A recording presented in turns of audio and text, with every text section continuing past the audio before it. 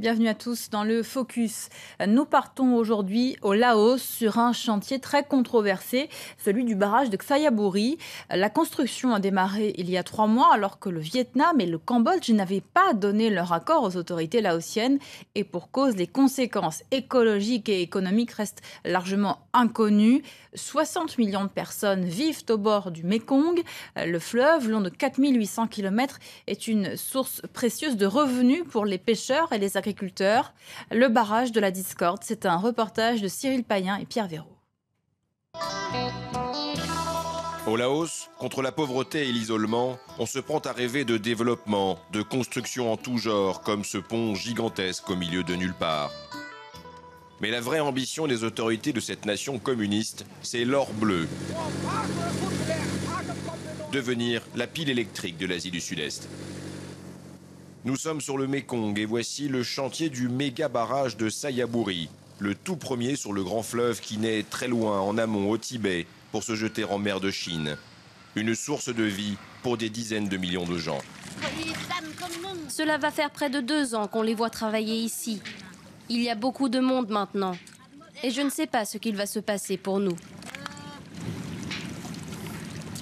Pourtant, les autorités laotiennes ne ménagent pas leurs efforts pour expliquer à la population qu'ici, tout va bien. Ce barrage est très positif pour nous. Le chef du village nous a bien expliqué, tout est prévu. Nous allons avoir des nouvelles maisons, une voie navigable va être aménagée pour les bateaux, même les animaux vont être protégés. On est vraiment contents. Content, tout le monde ne l'est pas dans la région. La construction de ce barrage géant mené tambour battant par une société thaïlandaise est au centre d'une grande controverse écologique. C'est vrai, nous ne disposons pas d'informations suffisantes sur l'impact de ce chantier. Mais la Commission continue d'étudier et d'enquêter sur ce cas. Les résultats sont prévus d'ici 2015, dans 3 ans. Problème, la Commission du Mékong est censée arbitrer tous les projets sur le fleuve et dans 3 ans, le barrage sera fini. Il n'y a rien eu, aucune consultation auprès des populations qui vivent en aval. La commission du Mékong elle-même n'a jamais reçu les plans définitifs du projet de barrage et pour dire la vérité, ils ne savent même pas à la commission à quoi ressemble ce barrage. Comment voulez-vous qu'ils puissent fournir une quelconque expertise sur la dévastation que va causer ce projet?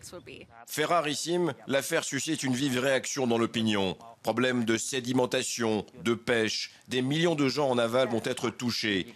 Le barrage a aussi déclenché une tempête diplomatique entre pays voisins, une grande première.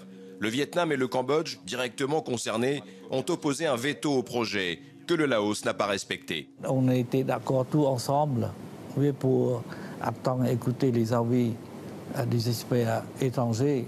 Personne ne peut pas savoir la réalité sans l'intervention de la science, la technologie, la technique, tout ça. L'affaire du barrage de Xayaburi est peut-être la première d'une longue série de projets anarchiques et non contrôlés qui finiront un jour ou l'autre par tarir le Mékong, la mer des eaux. Et on retrouve à Bangkok l'auteur de ce reportage, Cyril Payen. Bonjour. Revenons d'abord sur les enjeux économiques liés à ce barrage. Pourquoi est-ce que le Laos cherche désespérément à devenir la pile électrique de l'Asie ? Eh bien, tout simplement parce que c'est probablement l'un de ces rares débouchés. Le Laos est un petit pays enclavé, sans débouchés terrestres. Il est en plus frontalier de puissants voisins comme la Chine au nord, la Thaïlande au sud. Donc, c'est un pays, je le rappelle, qui est une nation communiste, l'un des derniers pays communistes de la planète, qui se cherche des débouchés et qui est en fait assez séduit par l'économie libérale et qui donc cherche à se développer par tous les moyens. Donc, l'un des moyens, c'est la multiplication des projets hydroélectriques, de vendre son énergie et de se labelliser, de se faire labelliser cette pile électrique d'Asie. C'est l'un des rares moyens pour produire de l'argent de la part de cette nation enclavée. Est-ce qu'on sait quelles sont, à moyen et à long terme, les conséquences pour l'environnement et les populations riveraines du Mékong ?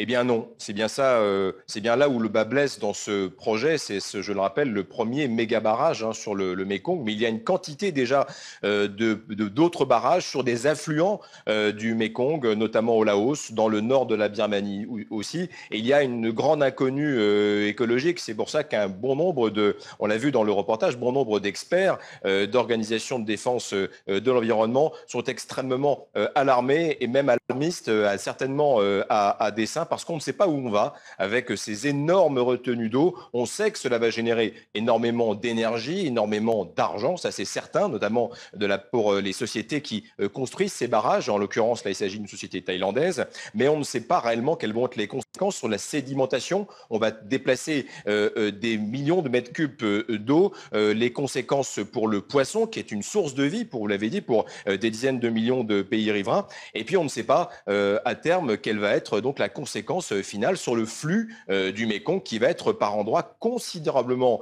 réduit, alors vous le disiez, il prend sa source au Tibet, très haut dans les montagnes, va se jeter dans l'océan, dans la mer de Chine, au Vietnam. Donc, il y a énormément de contingences, d'inconnus sur les conséquences de ce barrage. Alors, vous le disiez, il s'agit du tout premier barrage d'une telle envergure sur le Mékong. Est-ce que d'autres barrages de ce type sont en projet ? Eh bien là, c'est la grande inquiétude, évidemment, et c'est pour ça que la commission du Mékong avait été théoriquement créée, une forme d'ASEAN, une association des pays riverains qui devait réguler, qui devait se parler. Il y avait un grand volet diplomatique dans la création de cette commission, et là, on s'aperçoit que quand on s'attaque réellement au Mékong, et non plus à des petits barrages sur des rivières affluentes du Mékong, eh bien, il n'y a pas du tout de consensus et personne n'écoute personne. Donc le vrai problème, au fond, de la construction de ce méga barrage, c'est qu'il est très probable que le Cambodge, pourquoi pas aussi le Vietnam, qui aujourd'hui lutte contre la création de ce barrage, eh bien elle-même